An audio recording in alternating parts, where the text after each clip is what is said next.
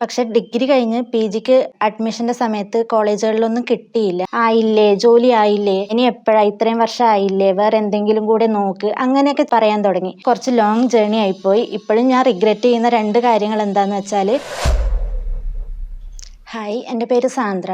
ഞാൻ കാസർഗോഡ് ജില്ലയിൽ നിന്നാണ് വരുന്നത്. ഞാൻ ഒരു മാത്സ് ഗ്രാജുവേറ്റ് ആണ്.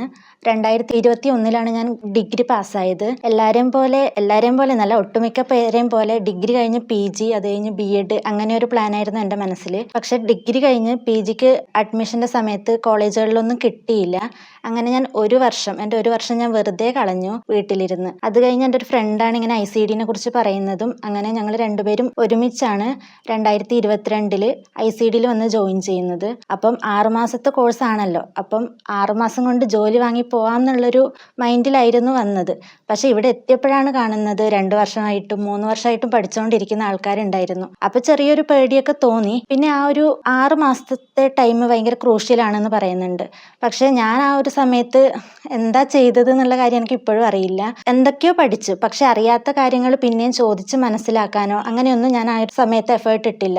ഒരു 6 മാസം കഴിഞ്ഞ് ഞാൻ പിന്നെ ഡ്രോപ്പ് ചെയ്ത് വീട്ടിൽ പോയിരുന്ന് പഠിക്കാം എന്നുള്ളൊരു മൈൻഡിൽ പോയി. അങ്ങനെ വീട്ടിൽ ചെന്ന് ഞാൻ അവിടെ ചെന്നപ്പോഴാണ് മനസ്സിലാവുന്നത് എൻ്റെ കയ്യിൽ ഇതിൻ്റെ ബേസ് പോലും സെറ്റായിട്ടില്ല എന്നുള്ളത്.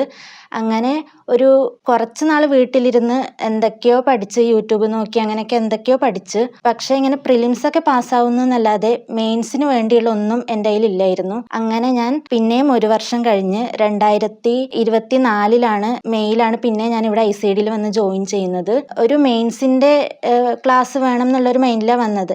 ഇവിടെ എത്തിയപ്പോഴാണ് കുറച്ചും കൂടി എനിക്ക് എന്താ പറയുക, ക്ലാസ്സുകളെ കുറിച്ച് ഇങ്ങനെ പഠിച്ചിരുന്നെങ്കിൽ ഞാൻ കുറച്ചും കൂടി നേരത്തെ ജോലി വാങ്ങി പോകുമായിരുന്നു എന്നുള്ളൊരു മൈൻഡൊക്കെ വന്ന് തുടങ്ങിയായിരുന്നു. അങ്ങനെ ഈ ഒരു വർഷം ബേസ് സെറ്റല്ലാത്ത ഞാൻ എന്തൊക്കെയോ പഠിച്ച് ഇവിടുത്തെ ക്ലാസ്സുകൾ പിന്നെയും വീഡിയോസൊക്കെ കണ്ട് അങ്ങനെയാണ് ഞാൻ എൻ്റെ കുറച്ചും കൂടി ബേസ് സെറ്റാക്കി എടുത്ത് മെയിൻസിനുള്ള പോലെ എത്തിയത്. എൻ്റെ ജേർണി എന്ന് പറയുന്നത് കുറച്ച് ലോങ് ജേർണി ആയിപ്പോയി. ഇപ്പോഴും ഞാൻ റിഗ്രറ്റ് ചെയ്യുന്ന 2 കാര്യങ്ങൾ എന്താന്ന് വെച്ചാൽ, 6 മാസം ഞാൻ എൻ്റെ ക്ലാസ്സസ് ശരിയായ രീതിയിൽ യൂട്ടിലൈസ് ചെയ്തില്ല. അതുപോലെ തന്നെ 6 മാസം കഴിഞ്ഞ് ഞാൻ ഇവിടുന്ന് ഡ്രോപ്പ് ചെയ്ത് പോയതുമാണ്. പിന്നെ എന്താന്ന് വെച്ചാൽ, ഇങ്ങനെ ഓരോ വർഷം എക്സാം കഴിയുമ്പോഴും പ്രിലിംസ് പാസ്സാവുന്നു, മെയിൻസ് കിട്ടുന്നില്ല, അങ്ങനെയൊക്കെ വരുമ്പോൾ കൂടെയില്ലേ നമ്മൾ സപ്പോർട്ട് ചെയ്യേണ്ട ആൾക്കാർ വരെ ആയില്ലേ, ജോലി ആയില്ലേ, ഇനി എപ്പോഴാ, ഇത്രയും വർഷം ആയില്ലേ, വേറെ എന്തെങ്കിലും കൂടെ നോക്ക്, അങ്ങനെയൊക്കെ പറയാൻ തുടങ്ങി. അപ്പോൾ സത്യം പറഞ്ഞാൽ മൈൻഡ് ഭയങ്കരമായിട്ട് ഡൗൺ ആയി പോവായിരുന്നു. പക്ഷേ ഒരിക്കലും ഇത് ഡ്രോപ്പ് ചെയ്ത് പോകണം എന്നുള്ളൊരു മനസ്സൊന്നും തോന്നിയില്ല. എങ്ങനെയായാലും എത്ര കഷ്ടപ്പെട്ടായാലും ഈ പറയുന്നവരുടെ മുന്നിലൊക്കെ ഈ ജോലി വാങ്ങി തന്നെ ജീവിക്കണം എന്നുള്ളൊരു വാശിയുണ്ടായിരുന്നു. ഒരു സിനിമയിൽ പറയുന്ന പോലെ, ഇൻസൾട്ടാണ് ഏറ്റവും വലിയ ഇൻവെസ്റ്റ്മെന്റ് എന്ന് പറയുന്ന പോലെ, ഇൻസൾട്ടാണ് മുരളി ഈ ലോകത്തിലെ ഏറ്റവും വലിയ ഇൻവെസ്റ്റ്മെന്റ്. ഏത് തോറ്റവനെയും ജയിപ്പിക്കുന്ന ട്യൂഷൻ. ഇൻസൾട്ടഡ് ആയിട്ടുള്ളവനെ ലൈഫിൽ രക്ഷപ്പെട്ടിട്ടുണ്ട്. ഞാനും ഇങ്ങനെ ഓരോ പ്രാവശ്യം ഞാനിങ്ങനെ ഡൗൺ ആയി പോകുമ്പം ഞാൻ എൻ്റെ ചുറ്റുമുള്ള ആൾക്കാർ പറയുന്നതൊക്കെയാണ് ആലോചിക്കാറ്. ഇതുവരെ നിനക്ക് മാത്രം ജോലി ആയില്ല, ഇത്രയും വർഷമായില്ലേ, അങ്ങനെയൊക്കെ പറയുമായിരുന്നു. അപ്പം ഇപ്പം ഞാൻ എത്തിയിരിക്കുന്നത് IBPS ക്ലർക്കിൽ ഇന്ത്യൻ ഓവർസീസ് ബാങ്കിൽ കിട്ടിയിട്ടുണ്ട്.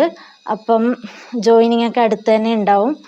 അപ്പം ഇനി പഠിക്കാൻ ഇവിടെ വന്നിരിക്കുന്നവരോടും, ഇനിയിപ്പോൾ കുറേ വർഷമായിട്ട് ഇവിടെ പഠിക്കുന്ന ആൾക്കാരും ഉണ്ട്, അവരോടൊക്കെ പറയാനുള്ളത് എന്താണെന്ന് വെച്ചാൽ, നമ്മളെ തളർത്താൻ ഒരുപാട് പേരുണ്ടാവും. പക്ഷേ നമുക്ക് നമ്മളിൽ വിശ്വാസം ഉണ്ടെങ്കിൽ വേറൊന്നും ചിന്തിക്കേണ്ട കാര്യമില്ല. ഇതിൽ തന്നെ തുടർന്ന് വിശ്വാസം ഉറപ്പിച്ച് നിങ്ങൾ മുന്നോട്ട് പോവുക. നിങ്ങൾക്കുള്ളത് എന്തായാലും കിട്ടാതിരിക്കില്ല. കഷ്ടപ്പെടുന്നവർക്ക് എന്തായാലും ഒരു റിസൾട്ട് എപ്പോഴായാലും ഉണ്ടാവും. നമ്മൾ ഡൗൺ ആയി പോകുന്ന സമയത്ത് ചിലപ്പം ആരും ഉണ്ടാവില്ല കൂടെ ഒന്ന് പിടിച്ചു നിർത്താനോ. ചിലപ്പോൾ നമ്മുടെ കൂടെ ആരെങ്കിലും ഒരാളായിരിക്കും നമുക്ക് അതിനുള്ള എന്താ പറയുക, ചെറിയൊരു ബാക്ക് സപ്പോർട്ട് തരുന്നത്. അപ്പോൾ അങ്ങനെ ഇല്ലെങ്കിൽ കൂടെ നമുക്ക് നമ്മുടെ ജേണി എന്താണെന്ന് നമുക്ക് മൈൻഡിൽ ഉണ്ടാകണം. പിന്നെ ഹാർഡ് വർക്ക് ചെയ്യുന്നുണ്ടെങ്കിൽ അതിനുള്ള റിസൾട്ട് എന്തായാലും ഒരു ദിവസം നിങ്ങൾക്ക് കിട്ടിയിരിക്കും. അപ്പം എല്ലാവർക്കും ഓൾ ദി ബെസ്റ്റ്.